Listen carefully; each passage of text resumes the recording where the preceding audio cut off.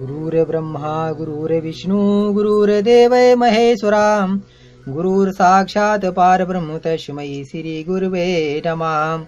ध्यानमूलं गुरुर्मूर्ति पूजा मूलं गुरुर्पदम् मंत्रमूलं गुरुर्वाक्यं मोक्षमूलं गुरुकृपा। त्वमेव माता च पिता त्वमेव बन्धुः सखा त्वमेव विद्याद्रविणं त्वमेव शरणं मम देवदेवो। हरि ओम। नमस्कार महापुरुषों। आज हम लोग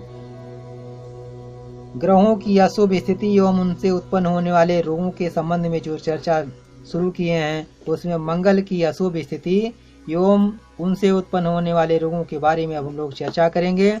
हम लोग जानते हैं कि कर्क राशि में मंगल हो तो वह नीच राशि का मंगल कहलाता है, अर्थात जो है मंगल कर्क राशि में कर्क 4 नंबर में यदि मंगल हो तो वो नीच राशि का मंगल होता है। और नीच राशि का मंगल किसी भी भाव में हो, लग्न में हो तो उसको प्रबल मंगली योग कहा जाता है, चतुर्थ भाव में हो, सप्तम भाव में हो, अष्टम भाव में हो, द्वादश भाव में यदि मंगल कर्क राशि का है, सूर्य उसको देख रहा है, तो ऐसी स्थिति में वह मंगल बहुत ही कष्टकारक हो जाता है। अत्यंत विकट स्थिति हो जाती है जब नीच का मंगल पर सूर्य की दृष्टि पड़ रही हो। सप्तम अष्टम द्वादश भाव में लग्न पर स्थित हो तो ऐसी स्थिति में मंगल बहुत ही खतरनाक। चौथे भाव में मंगल हो और 10वें भाव में सूर्य हो और शनि, वो समय जो है ऐसी स्थिति उत्पन्न हो जाती है कि जातक को सुख प्राप्त करना भी कठिन हो जाता है। अब मंगल शत्रु क्षेत्री में हो, जिन मंगल ग्रह जिन राशियों को अपना शत्रु मानता है, जैसे कर्क राशि को अपना शत्रु मानता है, मिथुन राशि को, कन्या राशि को, तुला राशि में कभी कभी जो है कुछ अंशों में, तो इन जो है इन राशियों में आने पर जो कि कही गई हैं, मिथुन राशि का जो मंगल हो तो तीसरे भाव में या नवम भाव में हो और शनि द्वारा अगर देखा जा रहा हो तो ऐसी स्थिति मंगल की विकट स्थिति मानी जाती है।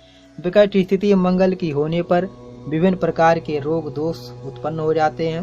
वही चीज का अध्ययन आज हम लोग कर रहे हैं कि मंगल की अशुभ स्थिति कौन सी है, विकट स्थिति कौन सी है, जिसके कारण से मंगल द्वारा उत्पन्न जो रोग हैं वो कौन कौन से हैं, उसका हम लोग अध्ययन कर रहे हैं। तो मंगल जो शत्रु क्षेत्री हो उसका अध्ययन मतलब हम लोगों ने जाना कि मंगल जो है मिथुन राशि का हो, कन्या राशि का हो, कुछ तुला राशि में हो, तो ये जो है मंगल शत्रु क्षेत्री हो जाता है। शत्रु क्षेत्री मंगल जो है कष्टकारक होता है।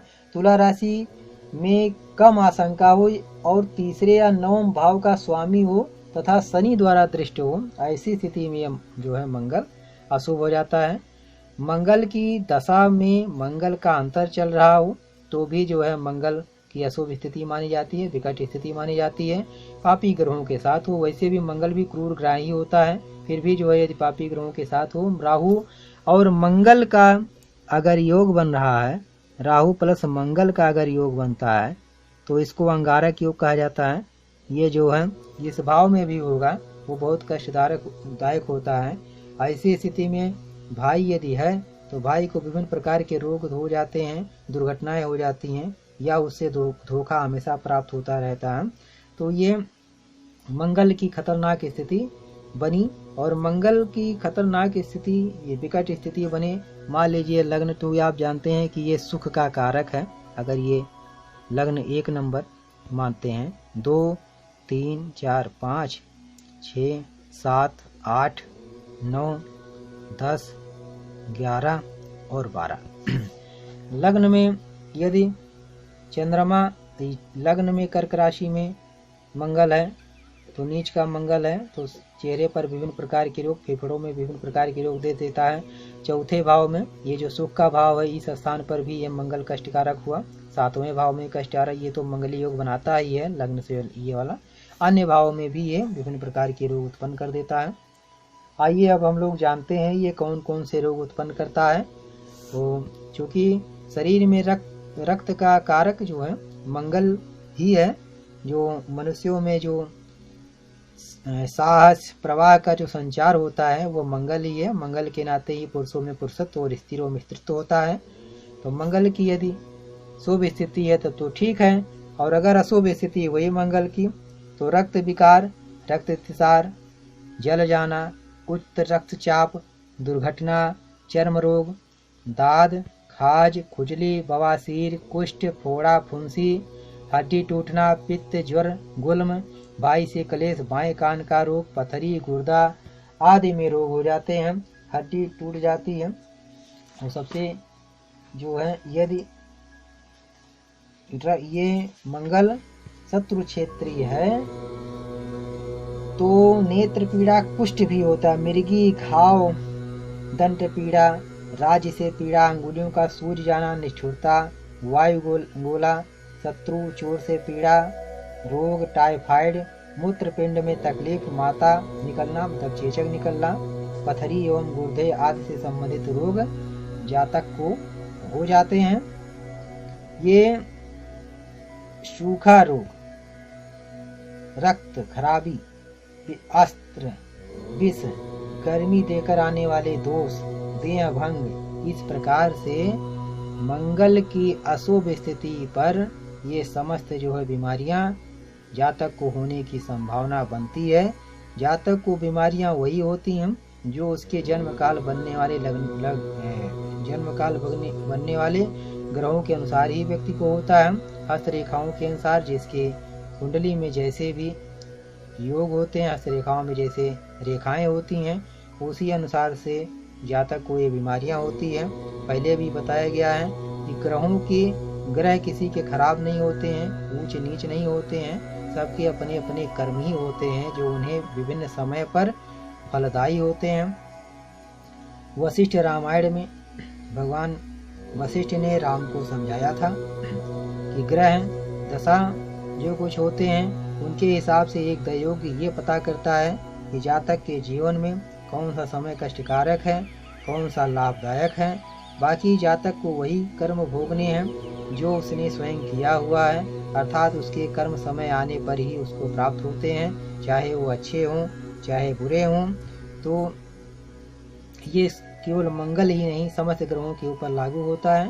पूरे ब्रह्मांड में जितने भी प्राणी हैं उन सब के अपने कर्मों का उनको स्वयं ही फल प्राप्त करना होता है, वो फल भोगना ही पड़ता है। तो मंगल, सूर्य, अन्य जो ग्रह हैं उनकी उच्चता, नीचता, अशुभता, शुभता जो कुछ भी है वो सब जातक को अपने कर्मों भोगना ही पड़ता है। अतएव हमें हमेशा अच्छे कर्म करने चाहिए। अब हम लोग आइए देखते हैं कि मंगल की अशुभ स्थिति को कैसे शुभ स्थिति में बदला जाए। तो इसके लिए मंगल के सामान्य उपाय का हम लोग अध्ययन कर रहे हैं। इनका अध्ययन इस तरह से करेंगे। मंगल यदि अशुभ है तो सामान्य उपाय है भाई से अच्छे संबंध रखें, कभी झगड़ा ना करें। द्वितीय भाव का मंगल हो तो विशेष करके ध्यान रखें, नहीं तो पढ़ाई लिखाई बेकार हो जाएगी। मंगल का दान करें, व्रत करें, अनुष्ठान करें, हनुमान जी की आराधना करें। 8 मंगलवार लाल मसूर सिंदूरी कपड़े में बांधकर अपने सिर से स्पर्श करके मंदिर में दान कर दें, अथवा वैसे भी दान करें। जब कभी भी मौका मिले मंगलवार को लाल वस्तुओं का दान, सिंदूरी कलर वस्तुओं का दान करते रहें, और विशेष करके अपने से छोटे भाई को ये दान करते रहें। तो विभिन्न प्रकार के मंगल दोषों से मुक्ति मिल सकती है। किसी अच्छे दयोग को दिखा करके मंगल के अन्य उपाय किए जा सकते हैं। जैसे जो है मंगल ज्यादा ही नीच का है तो वो जोड़ों में दर्द देता है। कर्क राशि का मंगल हो, अष्टम भाव में हो तो जोड़ों में दर्द होता है। ऐसी चूंकि मंगल नीच राशि में है तो मंगल का दान करना अनिवार्य होता है। रेवड़ी, बतासा, सिंदूर और शहद ये लगातार मंगलवार से प्रारंभ करके 43 दिनों तक नदी में प्रवाहित किया जाए तो इससे भी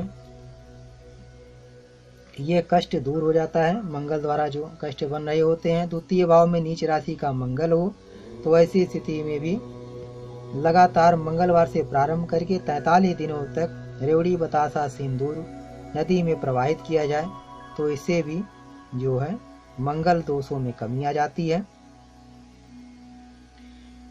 और भी मंगल के विभिन्न उपाय हैं, उन सब का उपाय करने से अशुभ मंगल शुभ हो जाता है। नमस्कार।